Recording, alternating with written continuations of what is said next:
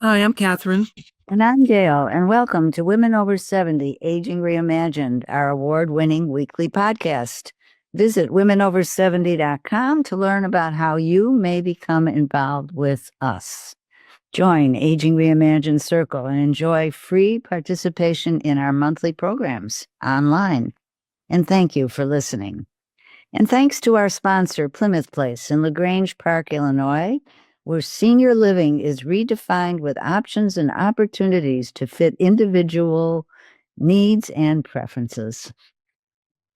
And today we're very happy to be in conversation with Beverly Schlotte, age 76, at least she will be in June. And Bev has always known farm life. She married at age 18. She and her husband raised 4 children and cared for large herds of cattle and cows. And these days, Beverly spends 2 hours each weekday morning helping her son bring the cattle in from the fields for feeding. At age 35, she attended college to pursue her calling as a teacher. It took her 7 years to finish, driving 120 miles round trip to attend night classes. Beverly taught school for many years until she retired a bit early due to school consolidation. She loves to travel with her family, and a memorable trip, given that she's 100% Norwegian, was to Norway, where she visited relatives and stood on the land of her ancestors. Our ancestors, because Beverly is my first cousin. Becoming a widow after 55 years brought Beverly into a club she didn't want to join, yet she's committed to making her own way. And a new joy in her life is hosting a high school foreign exchange student from Spain. So welcome, Beverly, to Women Over 70. As I mentioned, we are first cousins. Our mothers are sisters, and we've been connected since birth. So thank you for being with us today. You're welcome. I'm happy to be here. Some of our listeners know farm life, but many of them don't. What would you like people to know about rural living and living on a farm? Well, of course, it's all I know. I said to a friend once, I love the country. And she said, you don't know anything else. Well, that's true. Yeah. But I would like people to know that the farm has been a wonderful life for our family. Sometimes trying and frustrating, but more often a great life. My husband and I had to work and plan together to succeed, and our children learned responsibility. They also experienced the joys of new life and the sadness of death. And then it took husbands and wives to do the work. Now, for the most families, the wife also has a career in town. During the 1960s, an average farm fed 25 people. Now that same farm feeds 166 people. Then family farms were the norm. Now corporate farms are becoming common. Then the cost to plant an acre of corn was about $250. Now the input is almost $900 per acre. The combine then to harvest the corn was about $24,000. Now it's about $500,000. Then the average selling price of corn was $250, and now the price is $473. Price varies, so intelligent marketing is essential. Most farms were diversified then. Now they're more focused either on grain or livestock. A career in farming necessitates education, determination, and independence. It's a good life. Thank you. So you went into teaching. You said that was your calling to become a teacher. What stands out for you about your teaching career? Oh, kids. I love those kids. We have so many responsible, wise, and kind kids. Many of our parents have done a wonderful job of discipline and loving them. School can be tough for kids who haven't had a positive home life. I used to see little kids out on the playground, probably not doing some positive actions. And I thought, oh, when they get to 5th grade, I'll straighten that out. It doesn't work that way. Teachers can't fix the problems of the home. Teachers can love and support, but parents have to get their lives together so children can thrive. Kids need a loving home. And so you taught 5th grade, and did you teach other grades as well?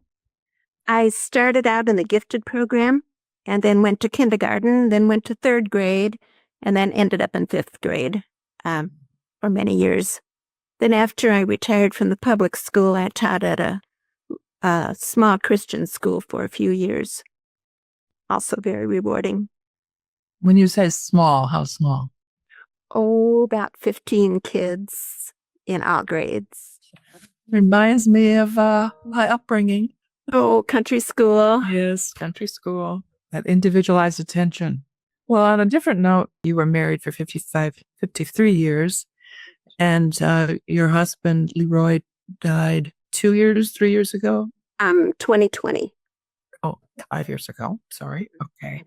So I know it's been a difficult transition, but many of our listeners have also been through this on this path. What has it been like for you?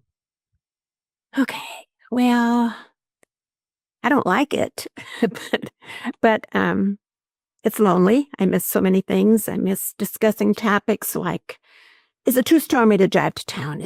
Should I buy a different car? Although I probably, I don't know. What should we eat for dinner? Just the little things. Sometimes the bigger things, the closeness. But I choose what hurts. I choose to be happy. I'm thankful for a husband I've trusted with everything and to everyone. I appreciate his hard work. I love the way he took care of us. And I know I'll see him again. I choose to be happy. Choose to be happy. And Bev, when you say you choose what hurts, could you say a little bit more about that, please? Yeah, there's so many little things in life that could hurt and trivial things we just have to pass over, just to ignore the little things, the comments somebody makes and they really don't mean anything by it, the things that happen on the news that I turn the TV off. I just choose to ignore some of that. That makes sense. Both of your parents were Norwegian, 100% Norwegian. You are more than 100% Norwegian. So, tell us a bit about what it was like to travel to Norway and meet some of the relatives and what that experience was like. I felt like I belonged. I felt like these are my people. When I saw the land that our grandma's family lived on, I just felt at home. And talking with relatives, it was just secure, warm feeling to be with them and to be there. Mm-hmm.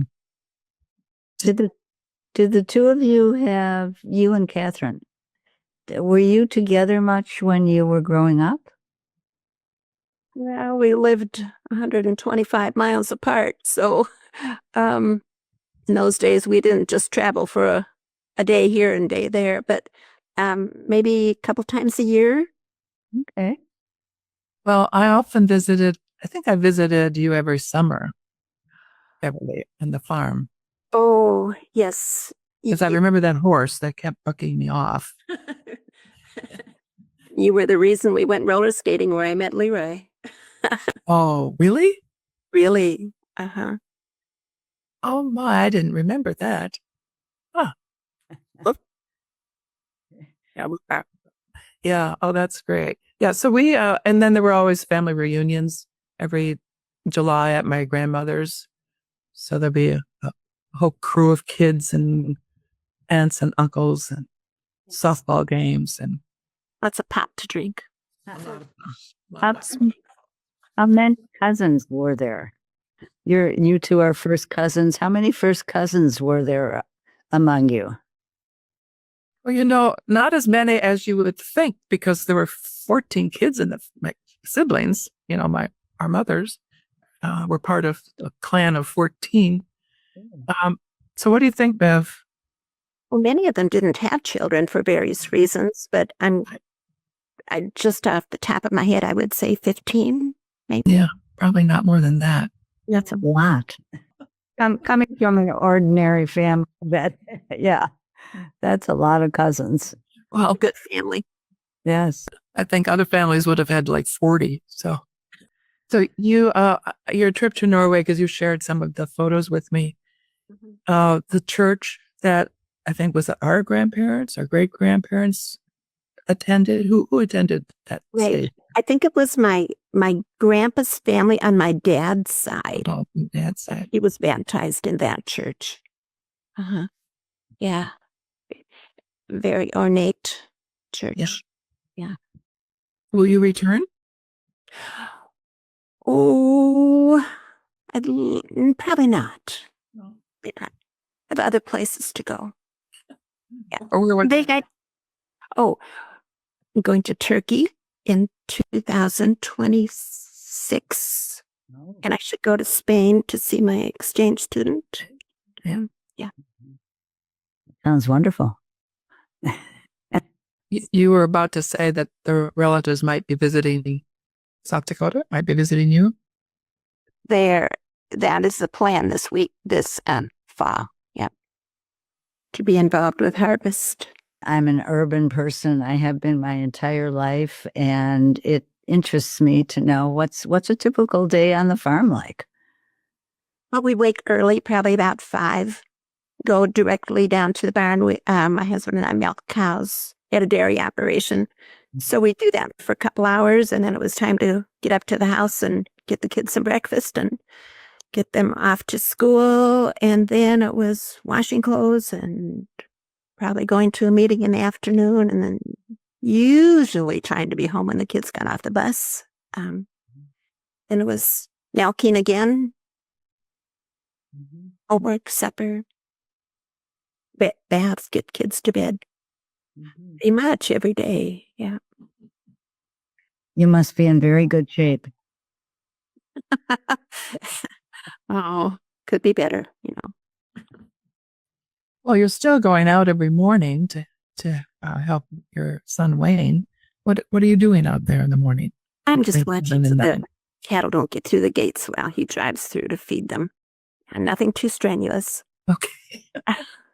Just open and close those gates. Yeah, not a problem, unless there's a snowbank. When we talked before, Bev, you said, I was interested in your philosophy of life, and you said, yes, you have one. What would you like to share about that? Uncle Ray was blind, completely blind, as was his wife, Grace. And amazing couple. They owned their own house. They worked jobs to support themselves, managed their homes and their lives very well. Okay, so he came to visit us. And as a child, he and I sat in the car while my parents went to the depot to look for his luggage. And thinking that I had spied it from the car, I said, "Look, Uncle Ray, do you see it?" He said, "Not a big deal. My skin is tougher than that."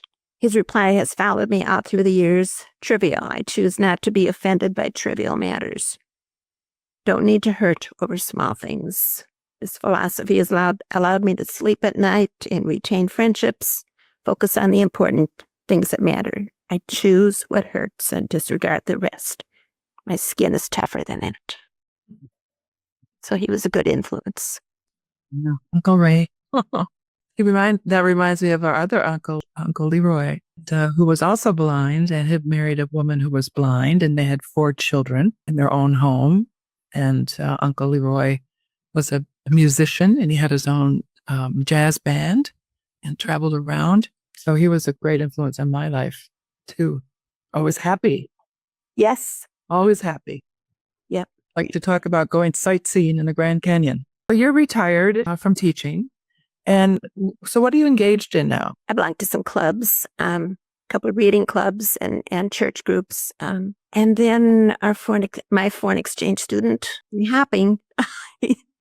I'm getting her to school every day and picking her up. And tonight we're going to the circus, making sure she has experiences from South Dakota. She's from Madrid, Spain, a population of about 3 million, to rural South Dakota, which is a population of about, our town has 2,000. She thinks it's so great to walk into the grocery store and people know her, say hi to her, and people care about her.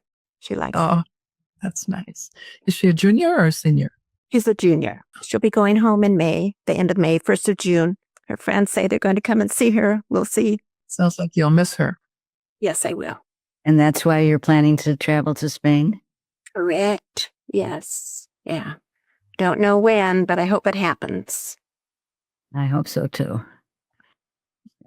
What about Turkey? You said you're going to Turkey in 2026.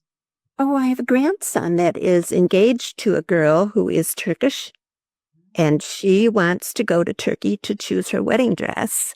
And so she has invited my daughter, who is my grandson's mother, and I to go along. And so we're going to go dress shopping in Turkey. In Turkey? Well, why not? And I'm going to be a flower girl for their wedding. You're involved in book clubs and things and church, I think, aren't you? Right, correct. I play for worship once or twice a month. And then, we have other groups, planning groups, reading, 2 reading clubs. I have a meeting this afternoon, and we have a book discussion from another reading club next week. We have a card group that gets together, sewing group once a month, quilting. Did you learn to quilt when you were young, or was this something that you've taken up in later years? Later, yeah, I did not. No, there just wasn't time or interest when I was young. And it's a way to be with friends. You want to tell us anything about your children? You have 4 children plus. Sure. Our oldest, Lisa, lives in Savage, Minnesota. She is married and manages a grain elevator, and has 2 boys, both grown. Our son Wayne lives across the road from me, and he has his wife and a son who is graduating this year from high school. And he farms livestock and crop. And our daughter Kelly lives about 45 minutes from here. She's married and has a son and daughter, and she helps her husband farm. She always said to me, "Mom, why do you do this?" She's the one who's doing it. And then we have another daughter, Sarah, who is married and has 2 boys, one in college and one in high school, and she lives in Mankato. She works for a land auction company. They're all coming for Easter.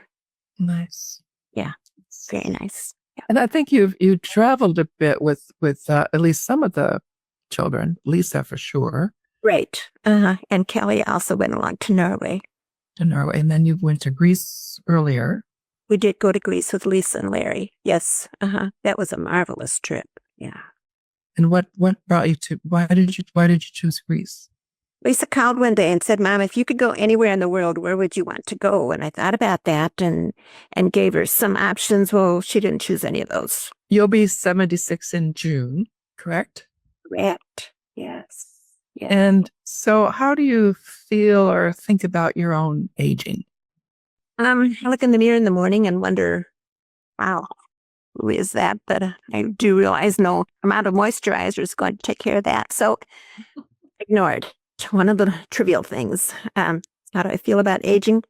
I just want to continue to be active and to be a friend to others and help others through life. And when that day comes that I can't do that anymore, then maybe there'll be somebody for me too.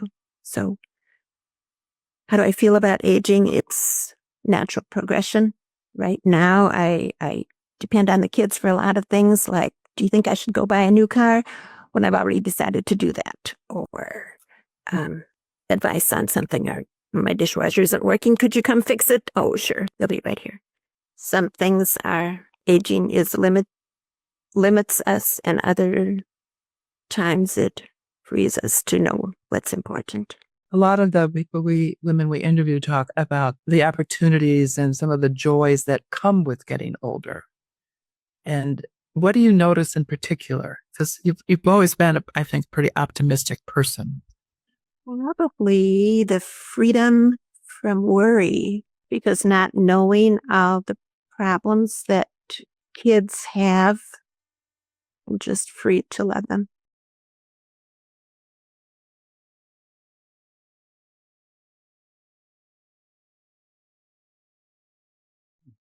I was just going to say that too. Lucky them. Yeah. Well, Gail, do you have any other questions or comments? No. Thank you for giving us this glimpse into your life. It's been very, very, for me, it's been a real side of life that I don't always see. And I appreciate your sharing it with us. You're welcome. I do admit I have a unique life, not comparable with many people. Well, not comparable with those of us who live in the city. Wouldn't it have been nice to have 15 children in my classroom? I had 40. Oh. Yes. Yeah, that's too many. Yeah. And with you as their teacher, I can see how wonderful that had to be for them. Beverly, I have to say that you look more and more like our grandmother. Oh. Has anybody said that to you? Our beautiful grandmother? No. Yeah, no control over that, do we? No, but I thought she was a wonderful, lovely woman. Yeah, she was. Very strong. Very, very. Indeed. Is there anything else you would like to say before we have to close? Oh, I just welcome the opportunity. I appreciate you thinking of me to do this. Life is good. That's great. Thank you so much. It's a pleasure. You're welcome. Hope to see you in the fall when the relatives come from Norway. Yes, I will let you know. Yes. I'll give you a date. Okay, thank you. As we'd like to see more of you in our monthly online programs, make your voice heard as together we change the conversation about women aging. Visit Aging Reimagined Circle at womenover70.com. And if you enjoyed this podcast, we have a suggestion for another. Are you ready to ignite your next chapter? Aging with Purpose and Passion is the weekly podcast inspiring women over 50 to embrace bold life shifts and unlock their potential through captivating stories from trailblazing senior women. AgingWithPurposeandPassion.com.